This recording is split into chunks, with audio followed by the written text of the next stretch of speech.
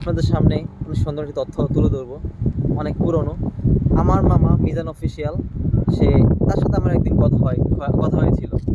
তাকে আমি ফোন দিয়ে বলেছিলাম যে মামা, মালদ্বীপের ভিউগুলো, সাগরের ভিউগুলো, আইল্যান্ডের ভিউগুলো আপনি আমাদের সামনে তুলে ধরার ভিডিওর মাধ্যমে।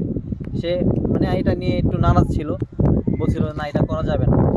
তো আমি তাকে অনেক জোর করার পরে সে রাজি হয়েছে, এবং রাজি হওয়ার একটা পর্যায়ে মানুষ, তার সাথে যারা কাজ করেছিল এবং তার শুভাকাঙ্ক্ষী যারা ছিলেন, তারা সে বলে যে আজারে পেশাল পারে, তারপর আপনার তাবিজ বিক্রি করে।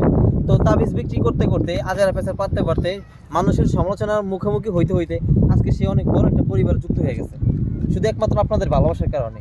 যারা আমার এই ভিডিওটা দেখবেন এবং আমার মামার যারা ফলোয়ার্স যারা আছেন, যারা এই ভিডিওটা দেখবেন এবং যারা বলছেন এই কথাগুলো, তাদেরকে আজকে একটা কথা স্মরণ করে দিতে চাই: অন্যের সমালোচনা না করে আপনি নিজে কিছু করার চেষ্টা করুন, ইনশাল্লাহ সফলতা আসবেই, ইনশাল্লাহ।